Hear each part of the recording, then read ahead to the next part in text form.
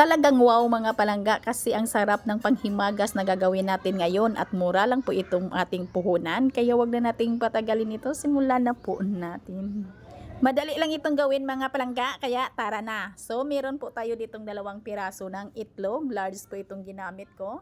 At ilagay na po natin dito agad yung ating asukal, light brown sugar yung ginamit ko at saka yung rock salt at yung ating oil. At haluin lang po natin yan ng kaunti lang. Napapansin po ninyong mga video natin sa mga nakaraan na ito ay puro mga dessert. Kasi may mga nag-request panghanda daw sa New Year.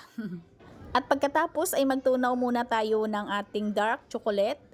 180 grams po ito, pero 100 grams lang po yung kukunin natin dito. Mura lang po itong bili ko mga palangga, nasa 63 pesos lang. At hindi natin ito mauubos, kukuha lang tayo dito ng 100 grams.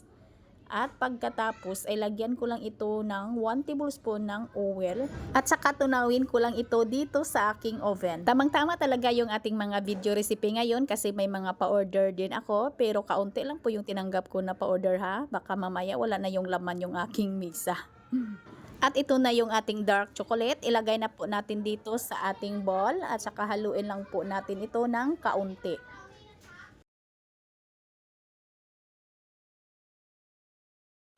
At isunod na din natin ditong ilagay yung ating 2 cups ng condensed milk. Kasi yung nakaraang taon ay ako yung gumagawa, pero yung misa ko pa yung walang laman. Ako yung nawalan at hindi na rin makapagawa ulit kasi pagod na. At haluin lang talaga natin ito ng kaunti. At pagkatapos ay magsala na po tayo dito ng ating 2 in 1 half cup ng ating cake flour. Kung walang cake flour mga palangga ay pwede kayong gumamit ng all-purpose na harina. Kaya ngayon ay adjust na po ako sa pa-order para din makapag-prepare din ako sa aking misa para din may kainin po yung mga anak ko. At pagkatapos ay maglagay tayo dito ng 1 half cup ng ating cocoa powder.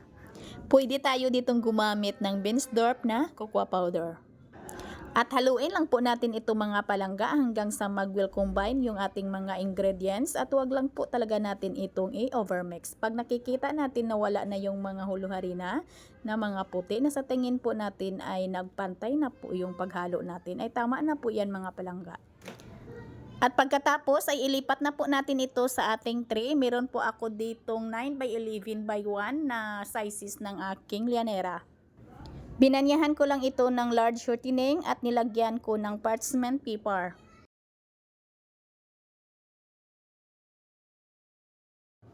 At bago po natin ito isalang mga palangga ay kailangan ay mainit na yung ating oven ng mga 5 minutos bago po natin ito isalang. Kung magtatanong kayo kung pwede ba itong lutuin sa steamer, mga palangga, hindi pa ako dito nakapag-try na niluto ko ito sa steamer, yung ating brownies na ito. Yung na-try ko lang po ay niluto ko sa improvised oven or sa kawali. Sa kawali po na walang tubig, yun lang. Maganda naman yung luto niya, maganda naman yung outcome. Kaso lang yung ginamit ko doon na noon na molder ay round. Ayan ang mga palangga, ang bango po ng ating brownies. Niluto ko ito ng 20 minutes sa 190 degrees Celsius ng init ng ating oven. At palamigin lang muna natin ito bago po natin ikuhanin sa ating lianera. At nang lumamig na ng kaunti ay pwede na nating tanggalin at pwede na din nating slicein.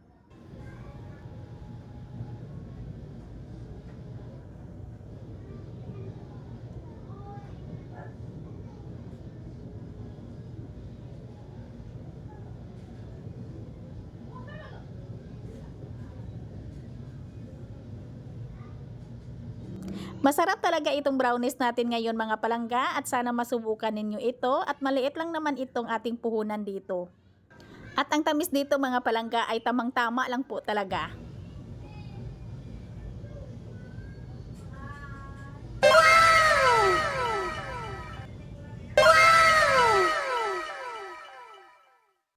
Sana masubukan po ninyo ito mga palangga ang recipe natin na ito. Sana may natutunan. Magkita-kita po tayong muli. Ito pong inyong Kainday Tinapay. Maraming salamat at bye-bye. Pagkatapos nito mga palangga ay balik naman tayo sa ating mga tinapay na pangbikiri ha.